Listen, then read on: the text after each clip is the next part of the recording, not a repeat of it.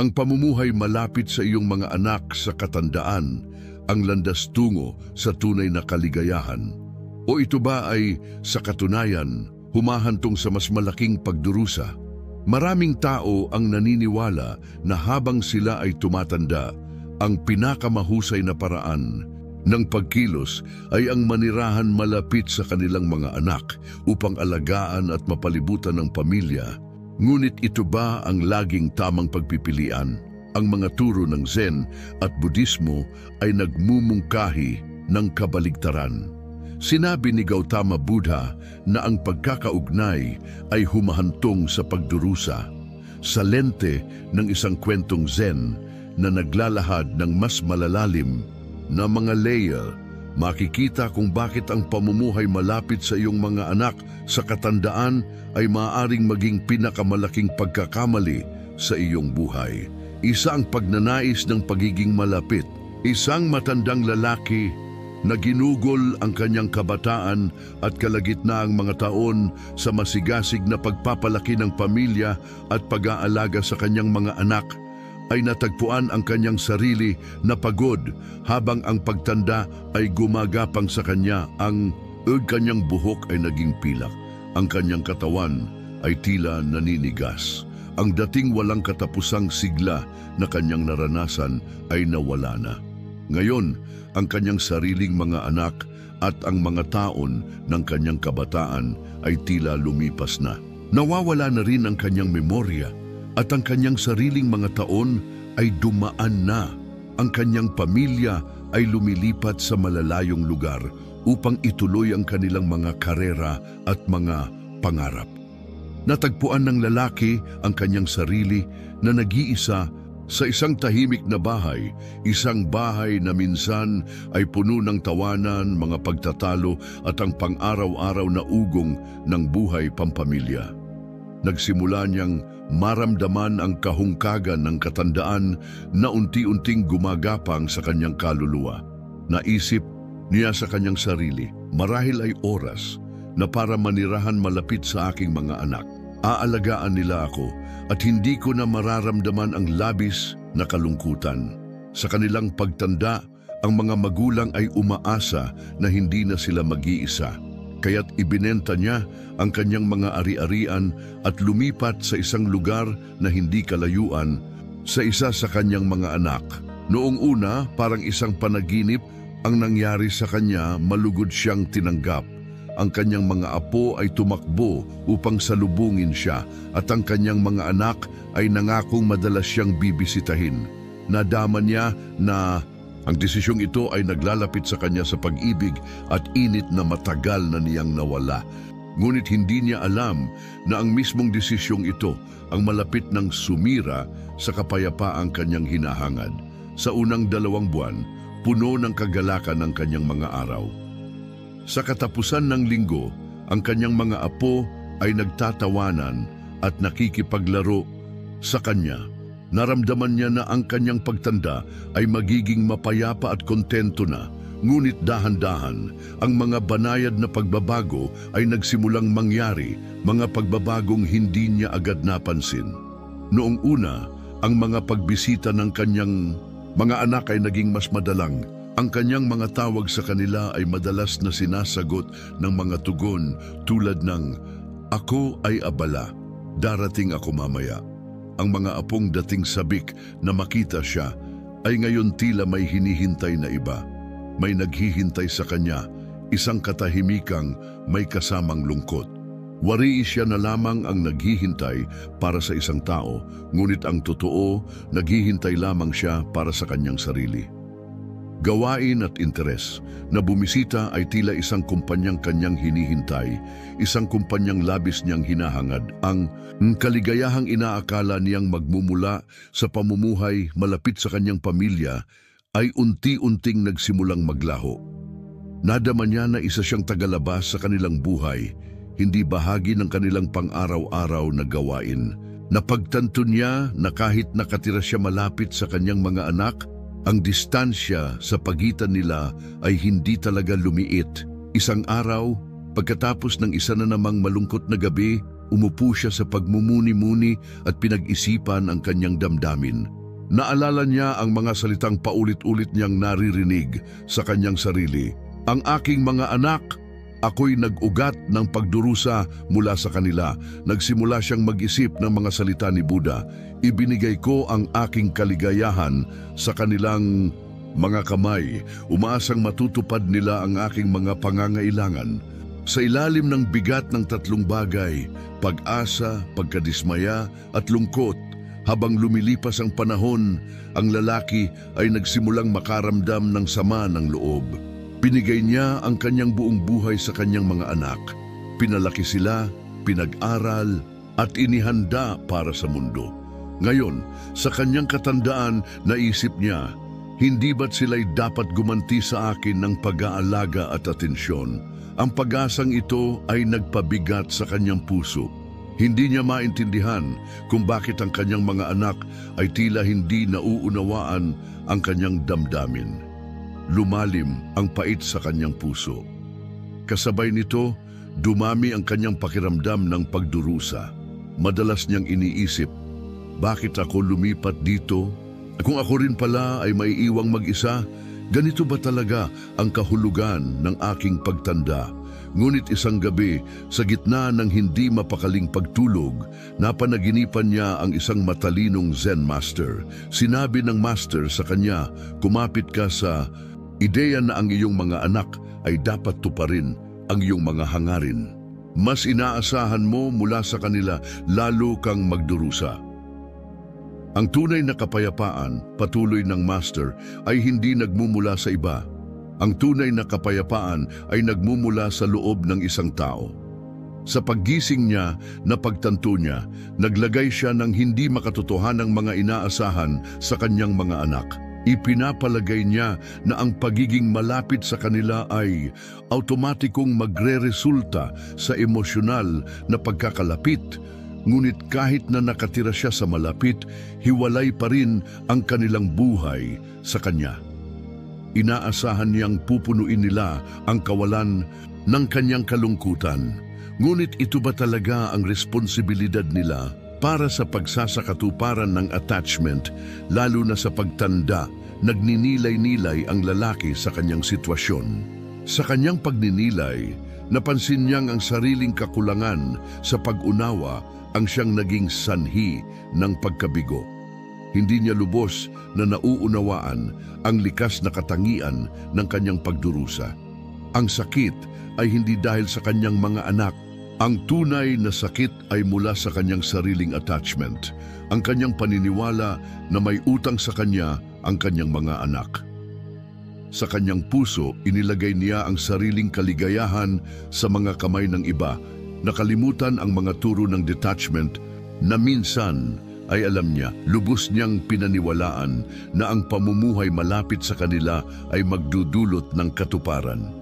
Ngunit ang katotohanan, lalo lamang nitong pinalalim ang kanyang pananabik para sa koneksyon at mas pinatindi ang kanyang pakiramdam ng paghihiwalay tuwing ang koneksyong iyon ay hindi natutugunan ayon sa kanyang inaasahan. Lahat ng bagay ay pansamantala. Naalala niya ang mga salita ni Buddha. Ang pagdurusa ay nagmumula sa attachment. Ang lahat ng inaasahan ay may kakambal na sakit. At dito niya rin napagtanto, hiniram niya ang kanyang mga anak. Hindi niya sila dapat angkinin. Sila ay may sarili nilang buhay, sarili nilang pamilya at sarili nilang landas. Sa pagkapit niya sa ideya na dapat silang bumalik sa kanya, sinusubukan niyang kontrolin ang isang bagay na hindi niya kontrolado. Nagsimula siyang makakita ng isa pangpanganib sa kanyang sitwasyon. Sa paglipat niya malapit sa kanyang mga anak, hindi sinasadya, umaasa pala siya sa kanila upang bigyang laman ang kanyang sariling buhay. At ngayon, natagpuan niya ang kanyang sarili na naghihintay para sa kanila. Naghihintay na sila ang magbigay ng kaginhawaan, ngunit sa proseso, nawala niya ang kanyang sariling kaligayahan para sa kanyang sarili. Pinahintulutan niya ang kanyang sarili na maging emosyonal na umaasa sa kanilang presensya. At nang hindi nila naibigay ang uri ng pagsasama na hinahangad niya, Nadaman niya na siya'y inabandona. Naalala niya ang isang kwento, isang turo mula sa isang Buddhist monghe noong unang panahon. Isinalaysay nito ang kwento ng isang lalaki na may bit-bit na mabigat na sako ng butil habang naglalakbay mula sa isang nayon patungo sa isa pa. Ang pasanin ay nagpapabigat sa kanya at siya'y reklamo ng reklamo. Mapait sa kanyang paglalakad. Napakahirap, wika niya. Ngunit may nag-alok na buhatin ang kanyang pasan, tumanggi siya.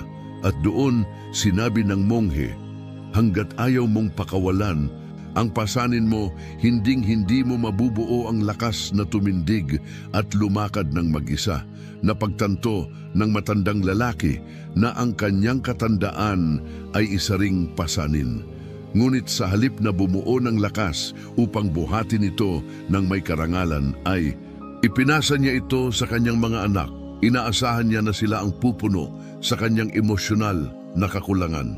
Ngunit sa paggawa nito, pinahina niya ang sarili niyang kakayahang makahanap ng kapayapaan. Naalala niya ang 6 na landas tungo sa inner peace. At sa wakas, malinaw na sa kanya, ang pamumuhay malapit sa kanyang mga anak ay hindi ang pagkakamali. Ang pagkakamali ay ang kanyang attachment sa ideya na sila ang may pananagutan sa kanyang kaligayahan. Tunay na kapayapaan na pagtanto niya ay hindi kailanman nagmumula sa iba. Ang kapayapaan ay nagsisimula, umiiral at nagtatapos sa loob. Naalala niya ang turo ng Budismo. Kapag hinanap mo ang kapayapaan sa labas, maliligaw ka. Hanapin mo ito sa loob at makikita mo na ito'y hindi kailanman nawala. Ang kanyang mga anak, gaano man siya kamahal, hindi nila kayang ibigay ang panloob na kasiyahan na kanyang hinahangad. Ang kasiyahang iyon ay magmumula lamang sa kanyang sariling puso, sa kanyang sariling kakayahang bitawan, sa kanyang sariling tapang na yakapin ang kasalukuyan kahit hindi ito perpekto. Sa halip na hintayin ang kanyang mga anak na tawagan o bisitahin siya, nagpasya ang matandang lalaki na baguhin ang kanyang pananaw. Nagsimula siyang linangin ang pasasalamat para sa mga pagkakataong naabot siya ng kanyang mga anak, gaano man ito kadalang. Tumigil siyang sukatin ang kanyang kaligayahan ayon sa dami ng kanilang pagbisita. Sa halip, tumuon siya sa mga simpleng biyaya ng bawat araw, ang tunog ng mga ibon tuwing umaga, ang init ng araw sa kanyang balat, ang tahimik na sandali ng pagmumuni-muni. Ang mga ito ang nagdala sa kanya ng 7 kalayaan sa kanyang sarili. At sa patuloy niyang paglalakbay ng pagninilay, nadama niya sa kauna-unahang pagkakataon ang isang malalim na uri ng kalayaan, ang kalayaan mula sa attachment, kalayaan mula sa paghihintay, kalayaan mula sa sakit ng mga inaasahan, at sa pagpapalaya niya sa kanyang mga anak mula sa di nila inaalam na pananagutang emosyonal. Pinalaya rin niya ang sarili niya. Kaakibat ng kanyang bagong kamalayan, hindi na niya naramdaman ang pangangailangang kontrolin ang mga kilos ng kanyang mga anak o hingin ang kanilang atensyon. Sa halip, pinahintulutan niya silang mamuhay ayon sa kanilang sariling landas habang siya ay tahimik na namuhay ng sarili niyang buhay, may kapayapaan at kasiyahang walang inaasahan. At sa muling paglapit ng kanyang mga anak, may napansin silang pagbabago. Hindi ito dahil sa galit o pagkukulang, kundi dahil sa katahimikan. Ang kanilang relasyon ay hindi na batay sa obligasyon, kundi sa pag-ibig. Ang matandang lalaki na minsang gapos ng pagkakatali ay ngayon malaya. At sa kalayaang iyon, higit niyang na-appreciate ang kanilang presensya. Dahil hindi na siya umaasa rito para sa kanyang kaligayahan. Ito ang 8 aral, ang aral ng impermanence. Ang paglalakbay ng lalaki ay nagbalik sa kanya sa isa sa mga pinakapayak ngunit pinakamalalim na turo ng Budismo. Ang lahat ng bagay ay nagbabago. Wala ni isa ang permanente. Ang ating relasyon sa material na bagay o sa emosyonal na koneksyon ay pansamantala. At kung hindi natin ito tatanggapin, hahantong lamang ito sa pagdurusa. Naunawaan ng lalaki sa wakas na ang kanyang tungkulin bilang ama ay nagbago. Ang kanyang mga anak na dati mga batang nangangailangan ng patnubay ay mga taong may sarili ng mundo, responsibilidad at daan. Sa pagtanggap sa impermanence, natagpuan niya ang kalayaan, kapayapaan, sapagkat ang pagnanais na manatiling pareho ang lahat ay pinagmumulan ng sakit, ngunit ang pagtanggap sa pagbabago ay daan sa tunay na ginhawa. Tulad ng itinuro ni Gautama Buddha, ang lahat ng pinagsama-samang mga bagay ay hindi permanente. Magsikap ng may kamalayan. Ang lalaki nagmuni-muni sa turo na ito at nakita niya ang sarili sa loob nito.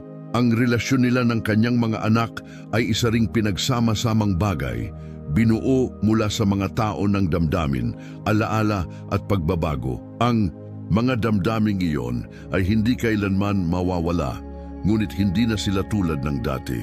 Hindi na niya kailangang umasa sa kanila.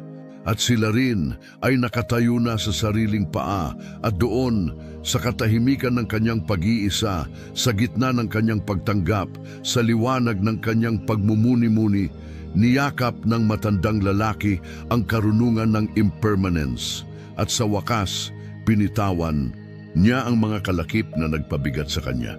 Natuklasan niya ang isang bagong uri ng kagalakan na nagmula sa solitude. Napagtanto niyang hindi katulad ng kalungkutan. Ang kalungkutan ay ang pananabik para sa kasama at pagpapatunay, samantalang ang pag-iisa ay ang kasiyahang nagmula sa sarili niyang katahimikan. Pag-inom ng tsaa sa umaga, pag-aalaga sa isang maliit na hardin o pagupo sa pagmumuni-muni, hindi na niya hinintay na punuin ng kanyang mga anak ang kanyang mga araw. Sa halip, pinupuno niya ang mga ito ng sarili niyang simpleng kasiyahan at espiritual na pagsasanay. Ang oras na ginugol niya kasama ang kanyang mga anak ay naging isang karagdagang kagalakan, sa halip na isang pangangailangan para sa kanyang kaligayahan. Ang maliit na kababalaghan sa pang-araw-araw na buhay, ang kanyang kagalakan ay hindi na nakadepende sa panlabas na mga pangyayari, kundi sa kanyang panloob na kalagayan ng pagiging. Ang karunungan ng hindi pagkakabit ay nagsimulang magbukas sa kanyang isipan, habang ang matandang lalaki ay patuloy na nagninilay-nilay sa kanyang paglalakbay. Mas naunawaan niya ang sistema ng di pagkakabit. Itinuturo ng Budismo na ang attachment sa mga tao, mga bagay o mga kinalabasan ay hindi maiiwasang humahantong sa pagdurusa, dahil ang mga bagay na ito ay hindi maiiwasang mawala sa mundong ito. Nakita niya ngayon na ang kanyang pagdurusa ay hindi nagmula sa pamumuhay malapit sa kanyang mga anak, ngunit mula sa kanyang kalakip, sa ideya na sila ay may utang sa kanya ng kanilang oras ng atensyon at pangangalaga. Kapag ang mga inaasahan na iyon ay hindi natugunan, siya ay nasaktan at inabandona. Ngunit sa katotohanan, hindi siya pinabayaan ng kanyang mga anak. Nabubuhay lamang sila sa kanilang mga pangangailangan. Ang kanyang pagdurusa ay nagmula sa kanyang sariling pagkapit sa mga tungkulin at hindi kayang bitawan ang mga iyon. Pinalaya niya ang kanyang sarili mula sa emosyonal na kaguluhan na sumasalot sa kanya. Hindi na siya nakaramdam ng pagkabigo o sama ng loob kapag ang kanyang mga anak ay abala o kapag hindi sila bumisita ng madalas gaya ng inaasahan niya. Sa halip, tinanggap niya ang bawat sandali na dumarating ng hindi naghahangad ng higit pa o hindi natatakot. Sa buong bilog ng buhay, sa mga huling taon ng kanyang buhay, napagtanto ng matandang lalaki na ang kanyang paglalakbay ay naging ganap na bilog, tulad ng dati niyang pag-aalaga sa kanyang mga anak. Ngayon, naging independyente na sila at ang kanyang tungkulin bilang isang ama ay lumipat. Sa katandaan, nagkaroon siya ng pagkakataon na linangin ang kanyang sariling karunungan at kasarinlan. Itinuro ng Zen Buddhism na ang buhay ay isang serye ng mga pag-ikot, bawat isa ay may kanya-kanyang mga aral. Ang siklo ng tao bilang isang magulang ay dumating sa natural na katapusan at isang bagong siklo ng personal na paglaki at kapayapaan sa loob ay nagsimula na. Hindi na siya natukoy ng kanyang mga tungkulin, na hindi na siya natukoy ng kanyang pagiging ama. Hindi na niya natukoy ang kanyang mga tungkulin bilang isang magulang. Siya ay isang tao lamang na tinatahak ang landas ng buhay na may grasya at pagtanggap. Sa pamana ng kapayapaan, habang ang matandang lalaki ay malapit ng matapos ang kanyang buhay, nadama niya ang isang malalim na pakiramdam ng kapayapaan. Ang kanyang relasyon sa kanyang mga anak ay lumakas, hindi dahil mas matagal silang magkasama, kundi dahil binitawan niya ang kanyang pangangailangan para sa kontrol at pinahintulutan ang kanilang pagmamahal na dumaloy ng malaya. Ang kanyang mga anak ay binisita siya at hindi niya naramdaman na hindi sila nagmamahal sa kanya.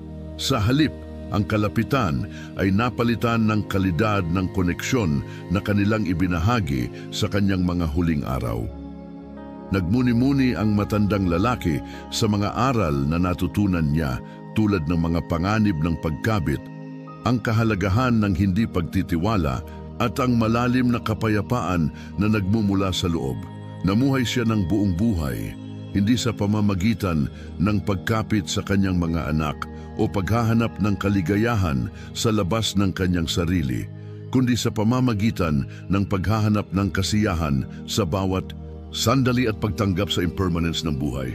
Binapaalala sa atin ng buhay na ang tunay na kaligayahan ay hindi nagmumula sa katandaan, kalapitan sa mga anak, o umaasa sa iba para sa emosyonal na suporta.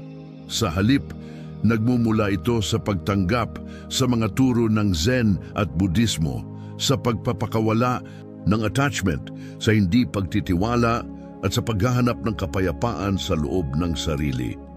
Gaya ng sinabi ng isang guru ng Budismo, ikaw mismo ay dapat magsikap at ang mga Buddha ay itinuturo lamang ang daan patungo sa kapayapaan at kaligayahan na hindi matatagpuan sa iba, kundi sa ating sariling mga puso at isipan. Ang matandang tao ay nag-iiwan ng pinakamalaking karunungan sa landas ng karunungan. Age is not where we live, but how we live. Salamat sa panonood. Sana ay nasiyahan kayo sa video na ito. Huwag kalimutang mag-subscribe sa aking channel para sa higit pang content na tulad nito. I-click lang ang subscribe button sa ibaba at pindutin ang notification bell para hindi ka makaligtaan ng mga update. Huwag mag-atubiling mag-iwan ng komento at ipaalam sa akin kung ano ang gusto mong makita sa susunod. Makikita kita sa susunod na video.